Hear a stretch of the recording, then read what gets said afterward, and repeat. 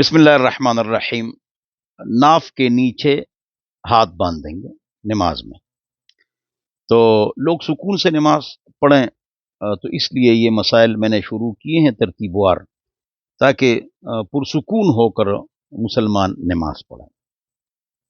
تو سب سے پہلی بات یہ ہے کہ یہ اتنا بڑا مسئلہ نہیں ہے جو ہم اس پر مناظرے اور بحث اور لڑائی جھگڑے ڈیبیٹس گالیوں تک بات پہنچ جاتی ہے۔ اتنا بڑا مسئلہ نہیں ہے بھائی، کوئی اوپر باندھ دے نیچے باندھ دے، ناف کے نیچے کوئی بڑا مسئلہ نہیں۔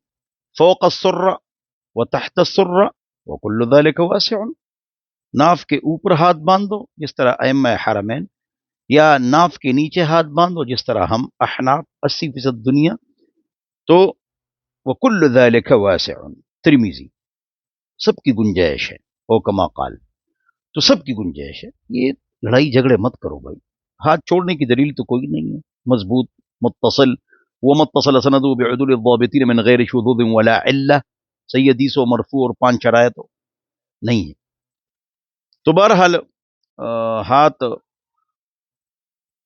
آپ نے چھوڑنا نہیں ہے، رکھنا ہے کہاں؟ ناف کے نیچے۔ ہم کوئی ناف کے اوپر رکھتے ہیں جیسے ائمہ حرمین شریفین بزرگان، وہ ان کی دلیل مطلب یہ میں نے آپ کو بتلا دی، امام ترمذی کی ریمارکس۔ باقی جو دلائل ہیں اس حوالے سے، سینے پر ہاتھ باندھنا اور ناف کے اوپر اور ناف کے نیچے، یہ جو سارے ریفرنسز ہیں، تو اس پر تعامل تو ہے، اس وجہ سے یہ مضبوط ہے کہ تعامل ہے۔ وَتَلَقَّتْهُ الْأُمَّةُ بِالْقُبُولِ، علمی اصطلاح ہے، علماء سمجھتے ہیں۔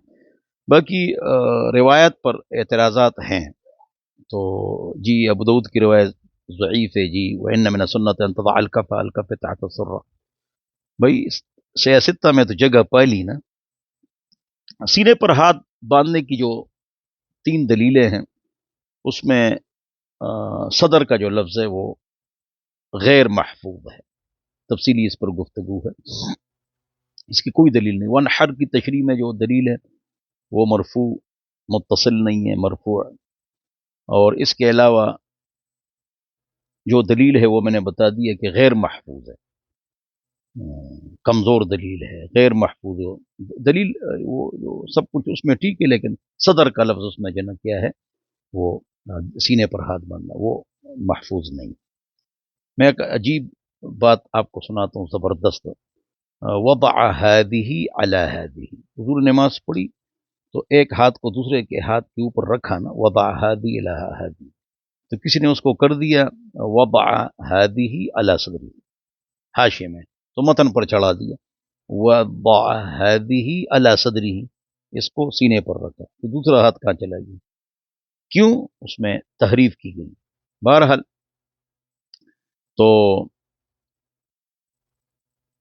یہ جو سہل کی روایت بخاری شریف میں، تو بعض لوگ اس طرح ہاتھ باندھتے ہیں نا، ایسے کوہنیوں کو پکڑتے ہیں، یہ درست نہیں ہے، بالکل یہ درست نہیں ہے۔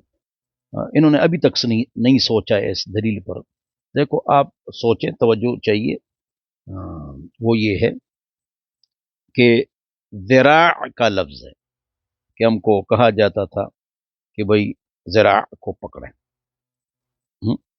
بخاری، تو یہ کوہنی کو پکڑتے ہیں کہ یہ ذراع، یہ ہے، یہ ذراع ہے، یہ ذراع ہے، یہ تو کوہنی ہے اللہ کے بندے۔ اس انگلی ناخن سے لے کر نہ اللہ کے بندے کوہنی تک یہ پورا ذراع ہے۔ اب سمجھ گئے؟ اس دلیل کو سمجھو، ذراع کو پکڑو جی، اللہ کے بندے کوہنی کا ذکر کہاں ہے؟ اور آپ کو کس نے کہا کہ ذراع کا آخر پکڑو؟ یہ کہاں ہے؟ یہ کہاں پر ہے؟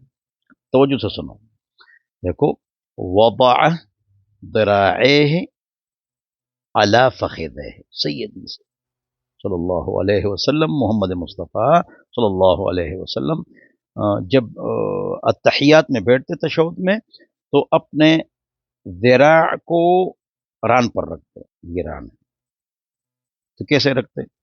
یہ ران ہے نا، تو ایسے رکھتے۔ یا ایسے رکھتے ہیں، کونی رکھتے ہیں، یہ رکھتے ہیں، تو یہ ذرا ہے نا، یہ بھی ذرا ہے، یہ پورا ذرا ہے بچے، یہ سارا ذرا ہے اللہ کے بندے۔ حضور اکرم صلی اللہ علیہ وسلم ذرا رانوں پر رکھتے ہیں تو کوہنی رکھتے ہیں، یا یہ رکھتے ہیں، یہ رکھتے ہیں، اس کو ذرا کہا۔ لہذا جو ہم ناف کے نیچے ہاتھ باندھتے ہیں اور ایک ہاتھ سے دوسرے ہاتھ کو پکڑتے ہیں، تو یہ ہم نے ذرا کو پکڑا ہے نا، بخاری کی حدیث پر عمل ہوگی۔ آپ کو کس نے کہا کہ اس کا آخری سرا یا کوہنی پکڑو؟ اس کی کوئی دلیل دنیا میں نہیں۔ ہاں، آج یہ بہترین دلیل وضع ذراعیہ علی فخذہ ہے، بس یہ بہترین بات ہے اگر کوئی سمجھنا چاہے تو۔ یہ جو کوہنی سب پکڑتے ہیں اس طرح کوہنی، یہ نہیں ہے، نہیں ہے، اور صدری کا لفظ غیر محفوظ ہے۔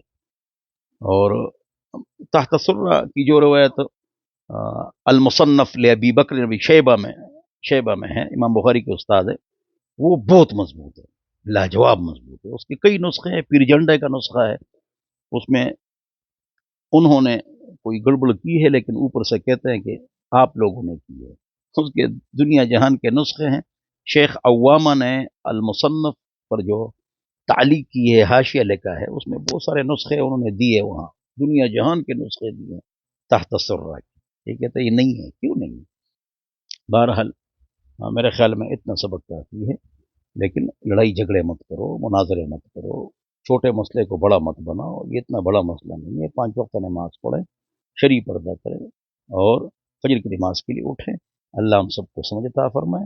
والسلام۔